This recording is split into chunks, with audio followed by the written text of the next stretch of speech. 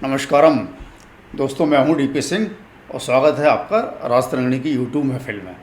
दोस्तों, राज तरंगिणी में हम दुनिया जहान के हर विषय पर चर्चा करते हैं, लेकिन इन चर्चाओं में हमारा निहित हमेशा होता है धार्मिक, सॉर्ट ऑफ धार्मिक बोले तो परित्राणाय साधूनाम विनाशाय च दुष्कृताम।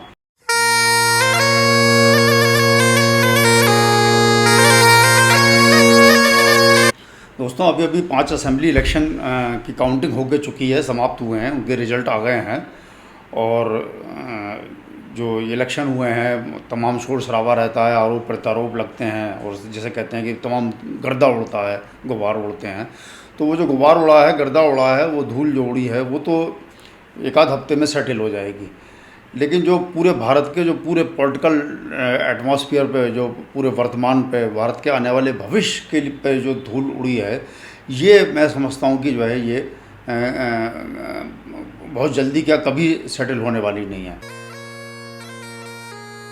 दोस्तों, ये जो असेंबली इलेक्शन हुए हैं वो क्यों सिग्निफिकेंट हैं, इसके क्या टेक अवे हैं, इसके क्या निष्कर्ष निकलते हैं, क्या इम्प्लीकेशंस हैं और क्या इसके जो है वो नतीजे हैं। वो ऑफ कोर्स कुछ तो जो है वो ज़्यादातर तो वो रूटीन इसके इम्प्लीकेशंस हैं या रूटीन टेक अवे हैं, जो कि सारे हमारे जो है वो जो मेन स्ट्रीम मीडिया है और जो सोशल मीडिया है, इस सब पर जो तमाम ज्ञानी और गुणी महात्मा लोग हैं वो सब उस पर तबसरा अपना दे ही रहे हैं।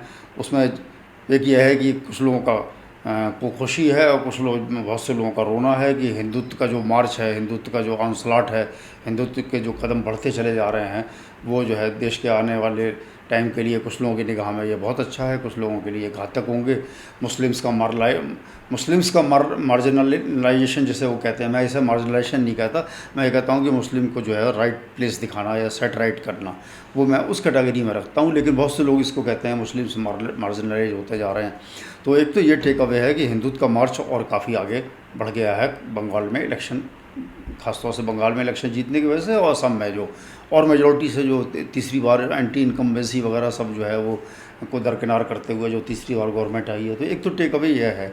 एक ये है कि जो है लिमिटेड शेल्फ लाइफ होती है, जो फ्री वीज डोल्स और ये सब जो वृद्धावस्था पेंशन और विधवा पेंशन और कन्या योजना और बहन योजना और माँ योजना और दादी योजना सब में पैसा दिया जाता है, वो उनका यह है कि, और ये बहुत हद तक मैं भी इसे सही मानता हूँ कि इसका असर तो होता है, लेकिन इनकी शेल्फ लाइफ जो होते हैं वो कम होती है। जैसे कि आपने कोई चीज़ देनी शुरू की और फिर लोग उसको एंटरटेनमेंट मान लेते हैं, फिर उन्हें और चाहिए होता है, और उसको तो ये मान लेते हैं कि ये हमें तो कहीं से हमारा जैसे कॉन्स्टिट्यूशन में लिखा हुआ अधिकार है, इसे तो कोई हमसे वापस ले नहीं सकता, जो वापस लेगा वो मुँह की खाएगा, तो हमें तो और चाहिए। तो फिर जब और ऑफ़र किया जाता है तो मतलब जो आप अभी दे रहे हैं उसकी बिना पे आप अगले जो है 2 या 3 इलेक्शन लड़ने की आप नहीं जो है उम्मीद कर सकते कि हम उसी की बिना पे जीतेंगे। तो एक लिमिटेड शेल्फ लाइफ है फ्री वीज़ की, और जो है वो सोसा के मुंह की तरह लोगों का जो है वो मुंह कहा जाए फैलता ही जाता है। तो एक टेक अवे ये है। इसके बाद जो है वो ये है कि जो डायनेस्टिक पॉलिटिक्स और नेपोटिज्म, भाई भतीजावाद है, वो लोग अब बर्दाश्त करने को तैयार नहीं। ये बात हालांकि 40 साल से कही जा रही है और हमने देखा कि वो खूब लोगों ने बर्दाश्त किया है। हर इलेक्शन पे जब कोई हार जाता है जो कि अपने बाप की विरासत से पॉलिटिक्स में आया होता है, बाप ने उसे इस्टेब्लिश किया होता है, तो ये कहा जाता है कि जो है वो सब डायनेस्टिक पॉलिटिक्स से लोग उब गए हैं और जो है भाई भतीजावाद से उब गए हैं, और अब ये सब जो है वो डायनेस्टिक पॉलिटिक्स नहीं चलेगी। लेकिन फिर भी अब डायनेस्टिक पॉलिटिक्स में आपने देख लिया कि अखिलेश यादव और जो है वो तेजस्वी यादव का क्या हाल हो रहा है, और बाकी और इस्टेब्लिश करने की कोशिश की, तेलंगाना में इस्टेब्लिश करने की कोशिश की अपनी बेटी को, केसी राव ने, वो उसका क्या हाल हुआ, सभी जगह गड़बड़ हो रही है। तो डायनेस्टिक पॉलिटिक्स से इम्पेशेंस तो बढ़ रही है, और इस इलेक्शन में और दिखाई दे गया कि ममता बनर्जी अपने भतीजे, क्योंकि उसकी औलाद नहीं है, तो अब शेख बनर्जी को इस्टेब्लिश करने की कोशिश कर रही थी, वो ख़त्म हो गया मामला।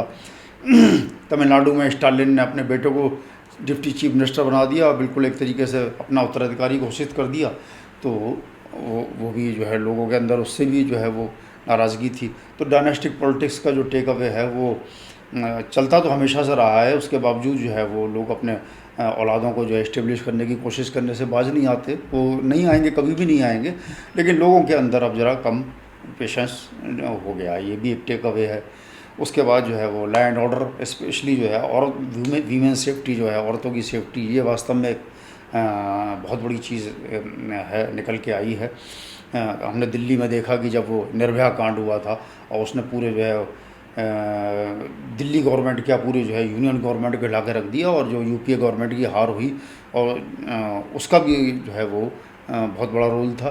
फिर बंगाल में हमने देखा कि बंगाल में जो है वो जो एमजी कार, जो मेडिकल वो स्टूडेंट थी, उसका जो नृशंस मर्डर हुआ, उसके बाद और जो है बलात्कार वगैरह हुए, तो वो औरतों को फ्री वेज वगैरह उन्होंने दरकिनार कर दिया, और वो चीज़ें उनके दिमाग में रहीं। तो वीमेन सेफ्टी तमिलनाडु में भी लोग बताते हैं कि बहुत बड़ा फैक्टर रहा है कि जो इधर जो है वो बलात्कारों का जो एकदम से बाढ़ सी आई है, और औरतों के हरेसमेंट की बाढ़ से आई है। ख़ासतौर से वो जो है ड्रग्स वगैरह का इतना प्रचलन हो रहा है, जो शराबी और ये ड्रगिस्ट होते हैं, ये इनका सबसे पहला शराब पीने के बाद और ड्रग लेने के बाद ये होता है कि किसी औरत पे हाथ डालना है, तो उसकी वजह से ये बाढ़ आई है। तो उसको लेके जो है वो बहुत रिजेंटमेंट था, और औरतों ने जो है वो जम के स्टालिन के खिलाफ भी वोट दिया। तो एक ये टेक अवे भी है, और वो अपनी जगह सही है। खुली लूट, जो लूट सभी गवर्नमेंट कर रही है, सभी स्टेट गवर्नमेंट पैसा कमा रही हैं, सभी मंत्री पैसा कमा रहे हैं, मंत्री से लेकर संतरी तक सभी पैसा कमाने में लगे हुए हैं। लेकिन एक थोड़ा सा डिस्क्रीटली होता है, जैसे कि जो है वो कह सकते हैं कि भाजपा की जो गवर्नमेंट्स हैं स्टेट में, वो डिस्क्रीटली कमा रही हैं, खुली लूट में नहीं शामिल हैं, लेकिन उसको पब्लिक कुछ हद तक छुपा भी रहता है और बाकी बर्दाश्त भी कर लेती है। और जो खुली लूट करते हैं, तो खुली लूट का मतलब है कि आप एरोगेंट हो गए हैं, एरोगेंस पब्लिक नहीं हो बर्दाश्त करें। खुली लूट का मतलब आपको आप पब्लिक के सेंटीमेंट की आप चोरी छुपे जो है वो कर रहे हैं, तो आपको पब्लिक की शर्म है, पब्लिक सेंटीमेंट की शर्म है, आपको डर है, और आप उतने एरोगेंट नहीं हुए। इसका मतलब आप चोर हैं, डकैत नहीं हैं। और ये जो खुली लूट जो शुरू जो होती है, जो यूपीए गवर्नमेंट में हमने देखा हुई, उसके बाद जो है बंगाल में खुली लूट, और तमिलनाडु वगैरह में जो ओपन करप्शन जो हो रहा है, बिल्कुल बेलाग, मतलब बेलौंस जो हो रहा है। तमिलनाडु में जो है वो जैसे मायावती गवर्नमेंट गई थी, उसका एक बहुत बड़ा फैक्टर था कि वो हर जो है वो शराब के जो आप पाउच खरीदें चाहे बोतल खरीदें, वो मायावती टैक्स को 5 या 10 रुपये जो है वो हर एक पे एक्स्ट्रा पड़ते थे, और वो इकट्ठे होकर सब वो मायावती के पास जाते थे। और ऐसे ही जो है वो तमिलनाडु में वो सेंथिल बालाजी वाला जो है हर बोतल पे आपको 10 रुपये देने हैं। तो वो ये जो खुली लूट है, और इसमें एरोगेंस का भी वोट होता है कि अब हमें तो कोई परवाह ही नहीं है, तुम साले हमें क्या हटा पाओगे। हमारे पास तो अब हमने ऐसा सिस्टम बना लिया है, पूरा ऐसी जुगाड़ कर ली है, और ऐसा पूरा अपना जो है स्टील फ्रेम बना लिया है कि अब हमें कोई हिला नहीं सकता। ये एरोगेंस भी झलकती है। तो एक तो खुली लूट से लोगों की चिढ़ है, और ऊपर से ये एरोगेंस जो इसके साथ इन्वॉल्व है, उससे चिढ़ है। तो ये भी एक जो है वो एक टेक अवे है कि लोग अब उसको बर्दाश्त करने को तैयार नहीं हैं। और दूसरे अनएम्प्लॉयमेंट, और जो है वो इंफ्रास्ट्रक्चर, सड़कें वड़कें, इंडस्ट्री का ना होना, ये सब तो अपनी जगह हैं ही। तो ये सब टेक अवे हैं इन 5 इलेक्शंस के। लेकिन दोस्तों, इससे भी बहुत, इन सबसे ओवरराइड करता हुआ, इन सबसे बहुत बड़ा एक टेक अवे है, और जिसका सिग्निफिकेंस जो है हम कभी भी जो है वो उसको, हम क्या, हमारा आगे वाला इतिहास भी उसके सिग्निफिकेंस को हमेशा नहीं भूलेगा। और वो टेक अवे क्या है वो मैं आपको बताता हूँ। तो दोस्तों, क्या है सिग्निफिकेंस? जो मेरे मुताबिक जो है वो जो ये सारे जितने भी टेक अवेज़ हैं, जो 5 जो इलेक्शन हुए हैं, इसके जो भी निष्कर्ष या नतीजे हैं, जो सारे हमारे ज्ञानी गुणी एक्सपर्ट लोग निकाल रहे हैं, वो उन सब से भी कहीं बढ़ के जिसकी सिग्निफिकेंस है, जिसको मैंने कहा है कि ऐतिहासिक इतिहास भी उस सिग्निफिकेंस को कभी नहीं भूलेगा, वो क्या है। तो इसको समझाने के लिए दोस्तों हम अपने इंडियन हिस्ट्री का सहारा लेते हैं, अपनी भारतीय इतिहास का। बहुत से इडियट इसको माइथोलॉजी भी कहते हैं, लेकिन मैं इसको जो है वो अपना इतिहास कहूँगा, धार्मिक इतिहास कह सकते हैं आप उसे। और ऑफ कोर्स वैचारिक इतिहास, बौद्धिक इतिहास, सामाजिक इतिहास, अगर आप बिल्कुल एक्चुअल इतिहास में ना भी कहें, तो ये सारे इतिहासों का इसको नाम दिया जा सकता है। तो उसके हिसाब से जो है वो हमारे जो भारतीय विचारधारा है, जो हिंदू विचारधारा है, उसके हिसाब से 4 युग होते हैं, सतयुग और द्वापर, त्रेता और कलयुग लास्ट में आता है। और जब कलयुग ख़त्म होगा तो उसके बाद से फिर साइकिल पूरी हो जाएगी, फिर से सतयुग आएगा। तो हर जो युग हुआ है वो उसमें जो है वो हमेशा जो है वो आसुरी शक्तियों ने जन्म लिया है, जो कि जो सच्चा धर्म है उसको जो है वो उसको नाश करने पर, उसको अंडरमाइन करने पर, अच्छे लोगों को जो है वो हरेस करने पर, अच्छे लोगों को ख़त्म करने पर, और जो है वो बुराई का जो है वो साम्राज्य कायम करने पर जो है वो आसुरी शक्तियाँ लगी रही हैं। और जो युग का अंत होता है वो जनरली ये होता है कि अवतार, जैसा कि भगवान श्री कृष्ण ने कहा था कि ज़्यादा ज़्यादा ही धर्मस्य ग्लानिर्भवत भारत, तो मैं जब जब भी भारत में जो है वो धर्म की हानि होती है तो मैं जो है वो दुष्टों का नाश करने के लिए और जो गुणी लोग हैं और जो साधु लोग हैं उनको उत्थान के लिए मैं तब मैं जन्म लेता हूँ। तो उन असुरों का नाश करके जो है वो फिर एक नए युग की जो है वो प्रादुर्भाव होता है और एक नया युग आता है।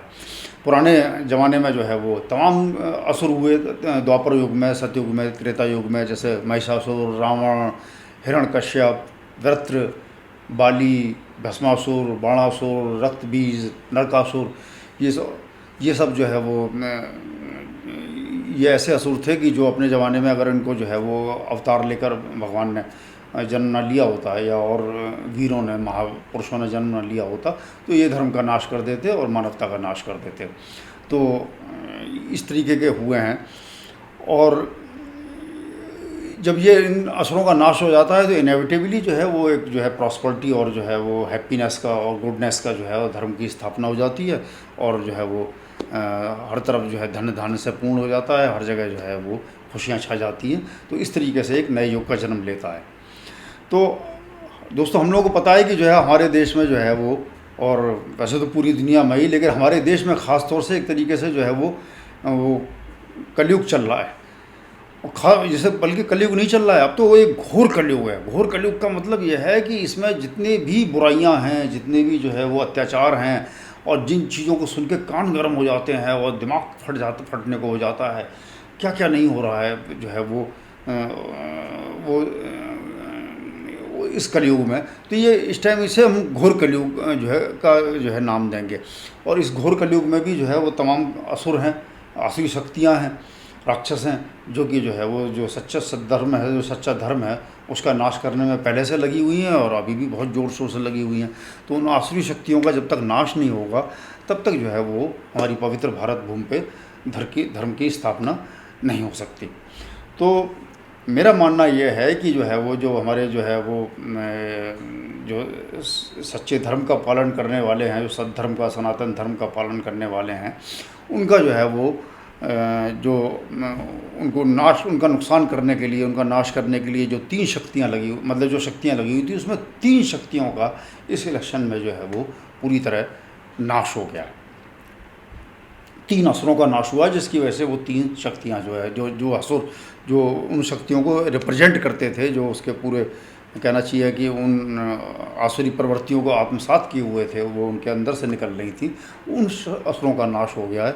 तो पहला तो असुर राक्षस, बल्कि मैं उसे राक्षसी कहूँगा, राक्षसी है वो, राक्षसी ताड़का का एक तो वध हो गया है, जिसको हम जो है वो, और वो राक्षस कौन सी आसुरी शक्ति को रिप्रेजेंट करती थी, वो थी मुस्लिम अपीजमेंट, उसकी कुल देवी थी वो एक तरीके से। उसका नाम जो है कलयुगी नाम ममता बनर्जी। तो उस ममता बनर्जी का जो है वो नाश हो गया है। उसका जो नाश किया है जो 2 अवतार हैं, जो ट्विन अवतार ने जन्म लिया है, वो मैं मोदी और शाह की जोड़ी को मैं कहूँगा। आप कहेंगे अवतार कहना, ये तो बिल्कुल जो है बहुत ही ज़्यादा चमचागिरी की या जो है अंधभक्ति की जो है कैटेगरी हो गई। तो अवतार मैं इसलिए कह रहा हूँ कि देखिए, अगर अवतार जो है जो सतयुग और द्वापर वगैरह में होते थे तो वो भगवान राम, भगवान कृष्ण जैसे हुआ करते थे। अब ये घोर कलयुग है तो इसमें अवतार भी फिर वो घोर कलयुगी ही होंगे। अब आप उसको चाहे जैसे लीजिए, तो ये हमारे जो है ये कलयुगी, घोर कलयुगी अवतार हैं, जो मोदी और शाह की जोड़ी है। इन्होंने जो आसुरी शक्ति थी, जो मुस्लिम अपीजमेंट की कुल देवी थी ताड़का, ममता बनर्जी, उसका वध किया। उसका जो है वो एक आसुरी शक्ति तो ये ख़त्म हुई। दूसरे जो है एक राक्षस जो है वो भस्मासुर भी बहुत भयंकर राक्षस था। और जो है वो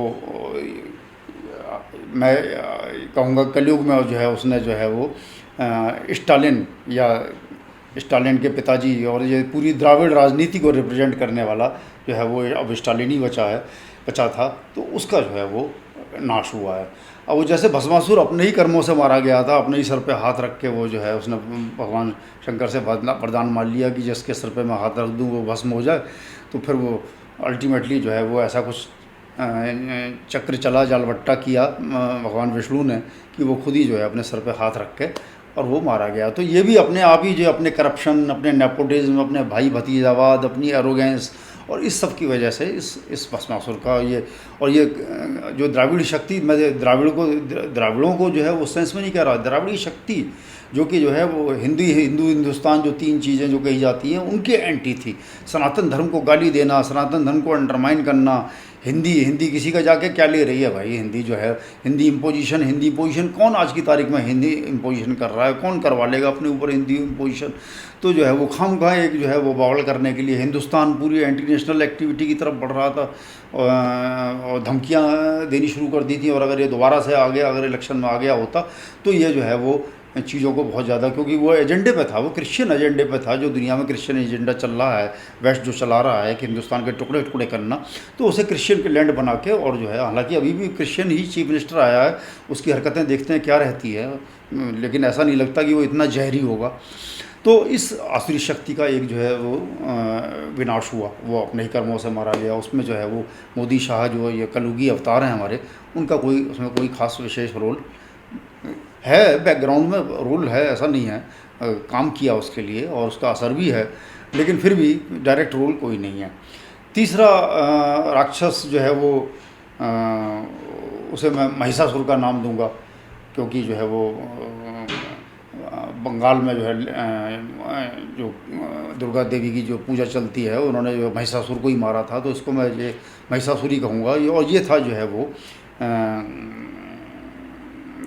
सॉरी तीसरा मैं बंगाल की बात नहीं कर रहा, मैं केरल की बात कर रहा हूँ। तो ये महिषासुर था,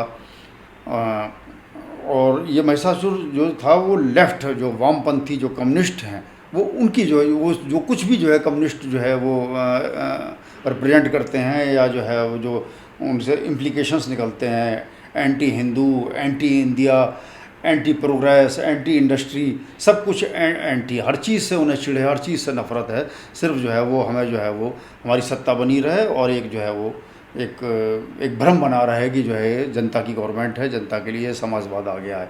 तो ये एंटी जो पूरा जो है हिंदू और एंटी एजेंडा लेके जो लेफ्ट चलता था, तो वो तीसरी शक्ति जो है उस असुर का नाश हुआ है। और उस असुर का नाश जो है वो मैं ये नहीं कहूँगा कि करप्शन की वजह से हुआ है, मैं ये भी नहीं कहूँगा कि जो है वो जो हमारे मोदी शाह जो अवतार हैं कलयुगी उन्होंने किया है। इसका जो है वो नाश जो है वो ओल्ड एज की वजह से, जैसे कह सकते हैं, हुआ है। सिफिलिस हो गई इसे, और जो है वो एड्स हो गई, और कोड़ हो गया। तो ये ओल्ड एज में चल रहा है। इसे 60-70 साल से यहाँ पर जो है वो ये बना हुआ था, गंदगी फैला रहा था। अब अल्टीमेटली ये बूढ़ा हो चुका है, और इसको जो है तमाम जो बीमारियाँ हैं और जो इसने कुकर्म किए हैं उन्होंने घेर लिया, और उसकी वजह से नाश इसका हुआ है। अब आप लोग कहेंगे कि जो है आसुरी शक्तियाँ अभी ख़त्म कहाँ हुई हैं। ये भले ही 3 राक्षस जो थे, जो इन शक्तियों को रिप्रेजेंट करते थे, सबसे बड़े इनके कुल देवता थे या कुल देवी थी, उनका भले ही नाश हो गया है, लेकिन वो शक्तियाँ ख़त्म, ना मुस्लिम अपीजमेंट ख़त्म हुआ है, ना इस्लाम का कोई ऐसा कोई बड़ा नुकसान हुआ है। इस्लाम का मार्च अभी भी जारी है। तो इसमें थोड़ा सा मैं ये कहूँगा, डिफ़र करूँगा कि मुस्लिम अपीजमेंट जो है, जो 30% मुस्लिम होने के बावजूद पहले 30-32%, 34% असम में थे, उनका वीटो ख़त्म हुआ, यूपी से ख़त्म हुआ, बिहार से ख़त्म हुआ। अब जो है वो बंगाल से बहुत कॉन्फिडेंस था, 30% से ऊपर जो है मुसलमान वहाँ हो चुके हैं कि जो है वो बंगाल में ममता को कोई नहीं हरा सकता, और जो है वो मुस्लिम अपीजमेंट जो कर रही है वो उसके अच्छे रिजल्ट निकल रहे हैं, लगातार सत्ता में बनी हुई है। तो वो भ्रम अभी भी बना हुआ था कि मुस्लिम अपीजेंट से कुछ अच्छी। अब ममता के हारने के बाद जो है जो मुस्लिम अपीजमेंट वाली शक्तियां हैं, वो उनके दिलों में ऐसा डर बैठेगा अब, उसके बाद जो है वो ओपनली जो है मुझे लगता है कि जो है वो इस चीज़ को प्रमोट नहीं कर पाएंगी। और अगर प्रमोट करती हैं तो वो और ज़्यादा कॉर्नर होते जाएंगे। ये भी अच्छी बात है कि वो और ज़्यादा कॉर्नर होते जाएंगे, हिंदू उनसे और ज़्यादा जो है छिटकते जाएंगे, और जो है अल्टीमेटली उनका ऐसा ही सत्यानाश होगा, ऐसा ही विनाश होगा। तो ये सब जो है एक चक्र चलता है। हैं। तो ये चक्र चल रहा है, असुरों का नाश हो गया है, असुर जो शक्तियाँ लेके आए थे, जो ऑरा बनी हुई थी, जो सारी उनकी फ़िलॉसफी या आइडियोलॉजी थी, वो आइडियोलॉजी भी धीरे धीरे ख़त्म होगी। तो लेकिन जो है वो एक जो उनका पिलर थे, जो पिलर ऑफ स्ट्रेंथ थे, जो उनके जो बीकन्स थे, जो लाइट हाउस थे, वो जो है वो ख़त्म हो गए हैं। ऐसे ही जो द्रविड़ फिलॉसफी थी, जो है हिंदुस्तान के अगेंस्ट थी, वो जो है वो स्टालिन और जो द्रविड़ मुनेत्र कड़गम थी, वो उसकी बिल्कुल जो है वो जैसे कहें कि वो उसका सोर्स ऑफ लाइट या लाइट हाउस था, और वो लाइट हाउस जो है ध्वस्त हो गया है।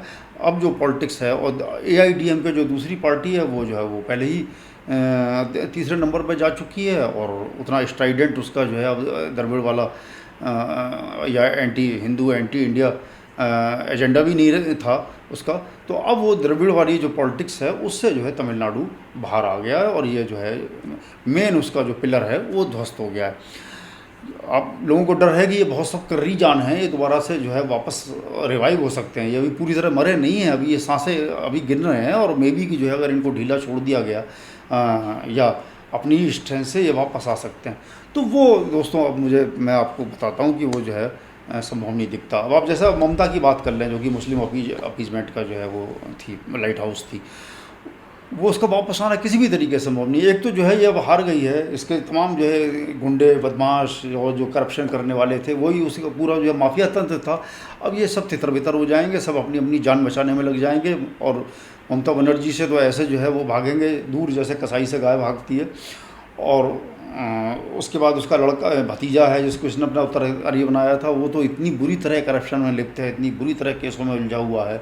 ये तो हमारे मोदी शाह जो कलयुगी अवतार हैं, ये इनकी जोड़ी है, जो किसी को साले को जो है अल्टीमेटली जेल नहीं भेजना चाहती, भेज के ही नहीं देते हैं, पता नहीं क्या इनको बीमारी है। तो नहीं तो इस पर इतने केस हैं, इतना इस कदर इस पर माल है, इस कदर मालों के एविडेंस हैं, जो इसने जो है मनी लॉन्ड्रिंग की है सारा जो है, और टेंडर वेंडर पैसे कमाए हैं, कि ये अब ये करेंगे क्या, इसकी नकेल डाल के और इसको रखेंगे। लेकिन जेल ये जो है वो अभी थोड़ी टेम्परेरीली जेल हुआ है, इसको अल्टीमेटली मुकदमे को किसी कगार पर नहीं पहुँचेंगे। ये तो इनके साथ बहुत बड़ी प्रॉब्लम है इन दोनों के साथ। तो बहरहाल लेकिन ये है कि ये नकेल बंद के रहेगा अगर इसे जेल भी नहीं भेजते हैं, और ये चू भी नहीं कर सकता। और ममता तो अब बुढ़ी हो गई है, 71 ईयर्स की हो गई है। उसके अंदर जो अभी आग दिखा रही है, वो अभी कि मैं जो है कुर्सी से नहीं छोड़ूंगी, ये नहीं करूंगी, वो थोड़े दिन की उछल कूद है। वो चाह रही है कि अब मुझे जो है, मैं कह रही है कि मैं इंडी में हूँ, मेरे साथ अखिलेश हैं, मायावती है, वो मायावती है, सोनिया गांधी है, राहुल गांधी है, कोई उसके पास फटकने वाला नहीं है। कोई चार वर्ड समझौती बोल देंगे, और इसका खेल जो है वो ख़त्म है। और इसके अलावा बीजेपी क्या करेगी, जो करने जा रही है, वो बिल्कुल निश्चित है कि जो लिमिटेशन होगा सेंसस के बाद, इसके बाद जो है वो, जैसे असम में आपने देखा, जैसे जेरी मेंडरिंग कहते हैं अमेरिका में, कॉन्स्टिट्यूंसी को इस तरीके से बनाना कि जो तुम्हारे जो अगेंस्ट लोग हैं, वो एक लिमिटेड कॉन्स्टिट्यूंसी में सबके सब जो है वो सेग्रीगेट हो जाए, और ना हो जाए वो, चाहे वो उस कॉन्स्टिट्यूंसी को तो वो छोड़ देते हैं हाथ से कि हम कभी नहीं जीतेंगे, और बाकी जो तुम्हारे सपोर्टर वर्ग है उनको अलग कॉन्स्टिट्यूंसी में रख देते हैं। तो यही जेरीमैंडरिंग ये करेंगे, जिससे कि जो मुस्लिम जो इफेक्ट वाली सीटें हैं, वो सपोज आज की तारीख में अगर 60, 70, 80 सीटें हैं, तो वो घट के मुश्किल से 50 सीटें रह जाएंगी। 20-30 सीटें तो वो ये कम कर देंगे। इसके बाद जो है मे बी कि जो है इसके भी चांस हैं कि ये जो बिहार के कुछ डिस्ट्रिक्ट हैं जो मुस्लिम मेजॉरिटी हैं, और जो बांग्लादेश की साइड में हैं, कटिहार, अररिया, पूर्णिया वगैरह, और जो यहाँ के बंगाल के डिस्ट्रिक्ट हैं, मालदा, और ऊपर जो नॉर्थ दिनाजपुर और कौन कौन से, इनको मिला के वो यूनियन टेरिटरी बना दें, और वो मुस्लिम पूरी बहुल यूनियन टेरिटरी हो जाएगी नेशनल सिक्योरिटी के नाम पे, और मुस्लिम्स के बहुत से वोट वो वहाँ काट दें।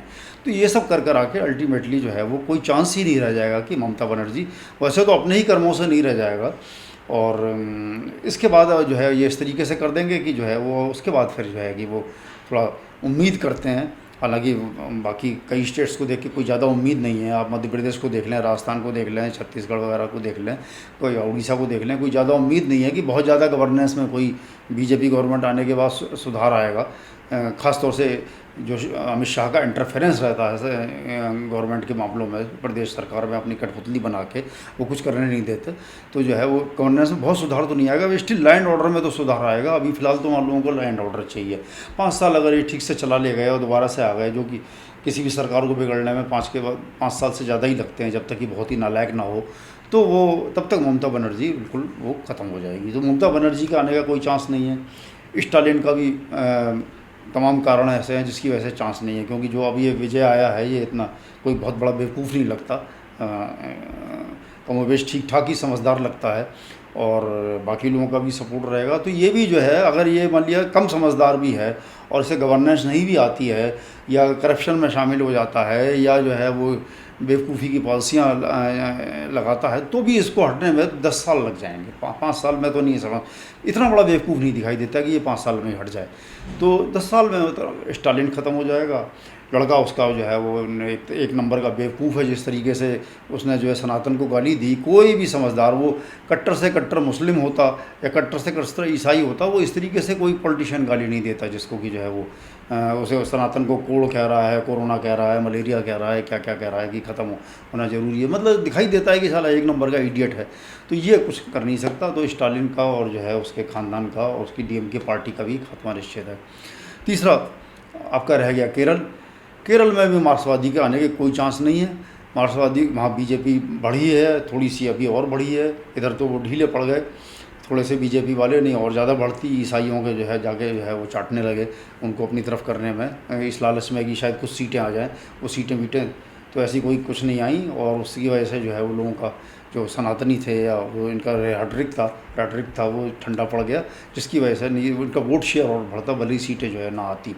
तो लेकिन अब वो वोट शेयर जो भी आया है बीजेपी का आ रहा है, बढ़ रहा है, वो सीधे पूरा जो है वो मार्क्सिस्ट के खेमे से बढ़ रहा है, मार्क्सिस्ट के कोटे से बढ़ रहा है जो सीपीएम थी।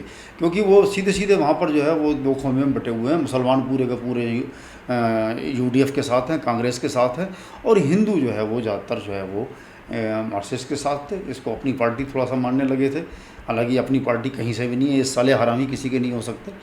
तो बहरहाल जो अब बीजेपी जो बढ़ी है और मार्क्सिस्ट जो इतनी बुरी तरह हारे हैं, वो बीजेपी के ही जो इनके हिंदू वोटर हैं वो बीजेपी की तरफ खिसके हैं, और ये खिसकना जारी रहेगा। और दूसरी बात यह है कि जो पिनाराई विजयन जो है वो 82 साल का हो गया है। उसने वहाँ जो है कम्युनिस्ट जो पूरा उनका तंत्र था उसका जो है वो अपने एक जो कल्टिश फिगर बना के और डिक्टेटरशिप चला के उस पार्टी का सत्यानाश मार दिया है। वो सबके सब जितने नेता वेता थे सब बूढ़े हो गए हैं, कुछ छोड़ गए हैं, कुछ मर गए हैं, कुछ ठंडे पड़ गए हैं। अब मार्क्सिस्टों का रिवाइवल संभव नहीं है। ये अलग बात है कि इस वजह से अभी यूडीएफ या कांग्रेस की गवर्नमेंट अभी एक टर्म ये है, उसके बाद एक टर्म और आना करीब करीब निश्चित है, उसके बाद एक टर्म और आ सकती है, बशर्ते कि वो राहुल गांधी जब तक यहाँ और अपना सत्यानाश ना मार ले। तो बीजेपी गवर्नमेंट को, बीजेपी की सरकार वहाँ नहीं बननी है, लेकिन मार्क्सिस्टों के आने के वहाँ पर अब जो है वो कोई चांस नहीं है। तो इस तरीके से जो है ये तीन असुर जो हैं वो आसुरी शक्तियों का विनाश हो गया है। और जब आसुरी शक्तियों का नाश हुआ है तो तब हमने देखा है कि युग बदला है और नया युग आया है। अब कलयुग के बाद जो नंबर है वो सतयुगी आने का है। तो दोस्तों क्या हम उम्मीद करें कि जो है धर्म की स्थापना होगी, दुष्टों का नाश हो चुका है। मेन दुष्टों के जो मेन थे, बाकी और बहुत से दुष्ट बचे हैं उनका हो जाएगा, लेकिन मेन जो आसुरी शक्तियाँ, जो पॉलिटिकल आसुरी शक्तियाँ थी, क्योंकि पॉलिटिक्स हम सबको प्रभाव कर, आजकल जो है सब कुछ जो है समाज को भी और धर्म को भी पॉलिटिक्स चलाती है। तो जो पॉलिटिकल आसुरी शक्तियाँ थी उनमें जो तीन सबसे बड़ी आसुरी शक्तियाँ थी उनका सत्यानाश हो गया है। अब छोटे छोटे असुर बचे हैं और उनको खदेड़ के जो है वो ख़त्म करना है, बाहर करना है, ख़त्म करना है। तो इसके बाद उम्मीद करें कि जो है कलयुग के बाद जो है वो हमारे भारतवर्ष में सत्ययुग आएगा। तो दोस्तों आज के अंक में इतना ही। आपको कैसा लगा आप कमेंट करके ज़रूर बताएं। उस कमेंट को, जैसा कि मैंने कहा कि जो भी कमेंट आएंगे वो मैं उनको आगे अपने जो है वो शामिल करूँगा अपने और अंकों में और इंकॉर्पोरेट करूँगा। और आप अंत तक जुड़े हुए हैं, इसका मतलब आपको ये अंक अच्छा लगा, तो आप लाइक भी करें और सब्सक्राइब करें, तभी रीच बढ़ेगी। हम लोगों का ये सारा जो फोरम है, डिस्कशन है, ये सब आगे बढ़ेगा। तो विदा लेता हूँ आपसे। जय हिंद, जय हिंदू।